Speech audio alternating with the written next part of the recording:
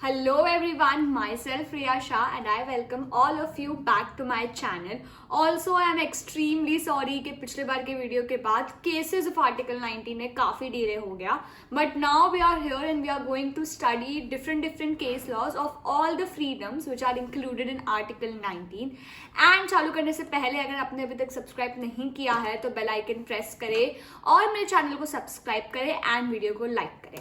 तो चलिए आज हम पढ़ने वाले हैं case laws on the freedoms which are guaranteed under article 19.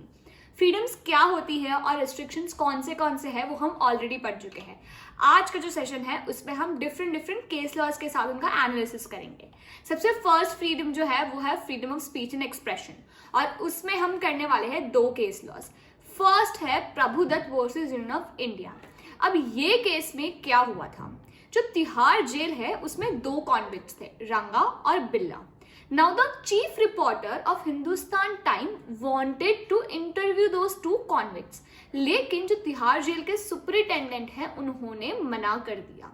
But the supreme court held that right to know news and information and right to get interviewed is also under Article 19 which is freedom of speech and expression.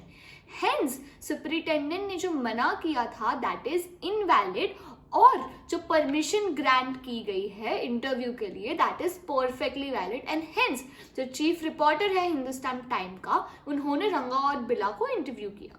चलिए next है हमदर्द दवाखाना versus union of India. अब इसमें हम एक advertisement that is advertisement related to drugs उसकी बात कर रहे हैं और हम इसे चैलेंज कर रहे हैं drugs and magic remedies act में. अब यहाँ पे जो एडवर्टीजमेंट है वो एडवर्टीजमेंट कुछ इस तरीके से प्लेस की गई थी कि ड्रग्स में मैजिकल रेमेडीज है और ये मैजिकल रेमेडीज जो है वो आराम से आपकी जो डिजीज है उसे क्योर कर सकती है. But now the point came into picture is ये जो एडवर्टीजमेंट है वो एक्ट के थ्रू प्रोहिबिट कर दी गई. तो यहाँ पे सुप्रीम कोर्ट ने ये हेल्ड किया कि एक एडवर्टीजमेंट देना is a form of speech and expression, लेकिन एडवर्टीजमेंट आप क्या रीजन से दे रहे हो वो रीजन इंपॉर्टेंट है.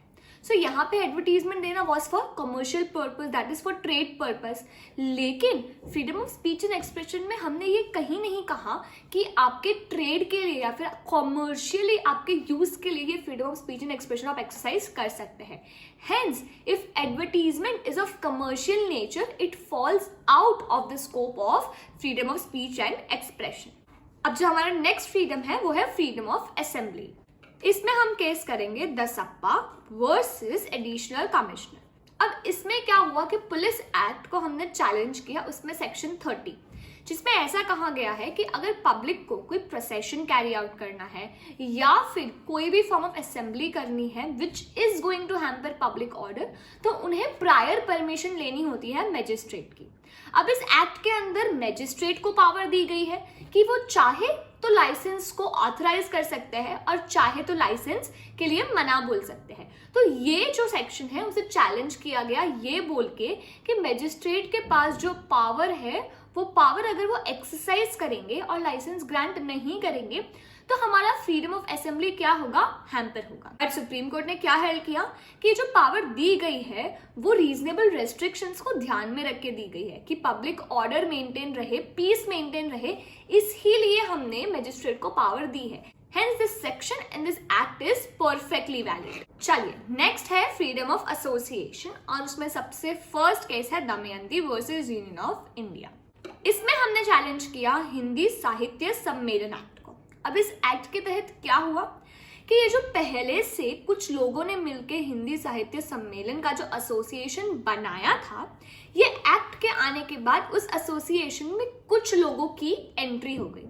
हाउएवर ये जितने भी लोग एंटर हुए हैं वो प्रीवियस मेंबर्स की परमिशन से एंटर नहीं हुए थे, यानी कि एक्ट में ऐसा कहीं नहीं लिखा था कि प्रीवियस मेंबर्स की जो परमिशन है, जो कंसेंट है वो जरूरी है.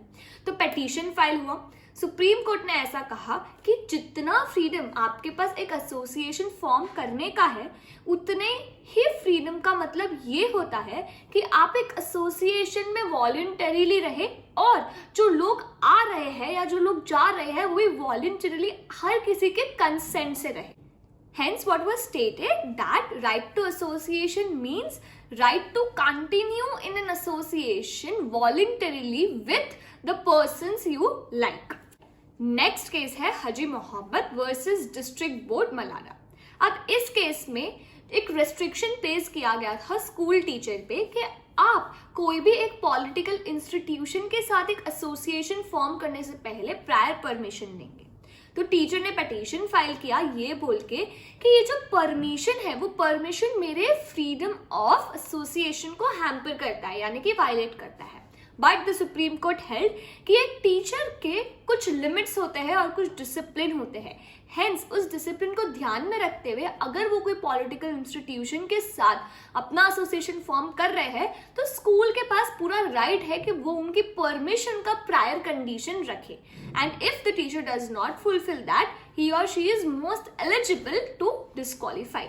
Then we have freedom of movement and freedom of residence. Since हमने पहले भी पढ़ा है कि फ्रीडम ऑफ मूवमेंट और रेसिडेंस साइमल्टेनियसली चलता है, हम दोनों के केस लॉज भी साइमल्टेनियसली देखेंगे। फर्स्ट केस है state of Uttar Pradesh versus Kaushalya. इसमें कुछ प्रोस्टिट्यूट्स को जो बिजी सिटी के लिमिट्स है उन लिमिट्स से बाहर जाने को बोला। और कौन से एक्ट के अंदर बोला? Suppression and immoral trafficking of women and girls act के अंदर। अब इन्होंने पेटिशन फाइल किया ये बोल के कि it violates our freedom of movement and residence, क्योंकि हम जहां चाहे वहां रह सकते हैं। लेकिन सुप्रीम कोर्ट ने हेल्ड किया for the sake of morality and public interest it is necessary कि आपका जो बिजनेस है या फिर आप जिस तरीके के कल्चर में रह रहे हैं वो एक बिजी सिटी के लिमिट्स में ना हो। Hence the restrictions placed under the act are perfectly valid. फिर है हमारा दूसरा case law which is Rajneesh Kapoor versus union of India. इसमें बहुत ही सिंपल कॉन्फ्लिक्ट था कि हेलमेट पहनना हमारे फ्रीडम ऑफ मूवमेंट को रेस्ट्रिक्ट करता है या नहीं करता है, और इसका एक सीधा सा जजमेंट था कि हेलमेट पहनने का मेन ऑब्जेक्टिव ये है कि आपकी लाइफ सेव हो। Hence it is in the public interest, thus under the restrictions placed and hence not invalid. अब हम देखेंगे हमारा next and last freedom which is freedom to carry out profession, occupation, trade और business. उसमें सबसे first case है Khoday distilleries versus state of Karnataka. इस case में कॉन्फ्लिक्ट था कि क्या freedom of carrying out trade और बिजनेस विल इंक्लूड ट्रेड और बिजनेस इन लिकर। तो यहाँ पे जो कॉन्फ्लिक्टिंग डिसीजंस थे डिफरेंट हाई कोर्ट के, उनको क्लियर किया सुप्रीम कोर्ट ने। उन्होंने ये कहा कि एक सिटीजन के पास फंडामेंटल राइट है कि वो ट्रेड और बिजनेस कैरी ऑन कर सके, लेकिन स्टेट के पास भी राइट है कि वो उन पे रीजनेबल रेस्ट्रिक्शंस प्लेस कर सके। And the supreme court in very well clear terms held that कोई भी ट्रेड या बिजनेस ऐसी एक्टिविटीज में जो इमोरल है या फिर ऐसे गुड्स जो ऑब्नॉक्शियस है या फिर पब्लिक के सेफ्टी को हैम्पर करते हैं, वो सारे गुड्स का जो ट्रेड और बिजनेस रेस्ट्रिक्ट करना है वो स्टेट आराम से कर सकता है। Hence, no person has fundamental right to trade in business and sell it as in beverage. फिर नेक्स्ट है इसमें doctor Hanuraj Chauhani versus bar council of Maharashtra and Goa. अब इस केस में ये हुआ था कि ये जो एपेलेंट है उन्होंने ऑलरेडी डॉक्टर का प्रोफेशन कैरी आउट कर रहे हैं, यानी कि उनके पास ऑलरेडी एक प्रोफेशनल डिग्री है which is of an MD। अब उन्होंने ये चैलेंज किया कि मुझे एक एडवोकेट की भी प्रैक्टिस करनी है। Now you all are very well aware of bar council rules कि हम दो प्रोफेशन को एक साथ कैरी आउट नहीं कर सकते हैं। या तो आप एक डॉक्टर का प्रोफेशन कैरी कर सकते हैं या तो फिर एडवोकेट का, क्योंकि both the professions require full attention and full time. आप एक साथ दो चीजें कैरी नहीं कर पाएंगे and it will be against the interest, क्योंकि आप कहीं ना कहीं उसमें अपना पोटेंशियल नहीं दे पाएंगे। Hence the supreme court held कि ये जो रूल है बार काउंसिल का कि आप दो प्रोफेशंस एक साथ कैरी आउट नहीं कर सकते हैं, that is perfectly valid and इस पर कुछ भी चैलेंज करने जैसा नहीं है। Last case for the day is Om Prakash versus state of UP. इसमें ऋषिकेश टाउन के 3 म्युनिसिपल एरियाज में सेल ऑफ एग्स को मना कर दिया गया, प्रोहिबिट कर दिया गया एक गैजेट नोटिफिकेशन के थ्रू। इस नोटिफिकेशन को चैलेंज किया एपेलेंट ने ये कह के कि it is violative of our freedom to carry on trade and business. However, the Supreme Court held कि ये जो फ्रीडम है वो perfectly within reasonable restriction है, क्योंकि वो जो एरिया है it has some cultural background and उसे प्रोटेक्ट करने के लिए म्युनिसिपल कॉर्पोरेशन ने ये डिसीजन लिया है and hence it is not violative of your fundamental right to trade and business.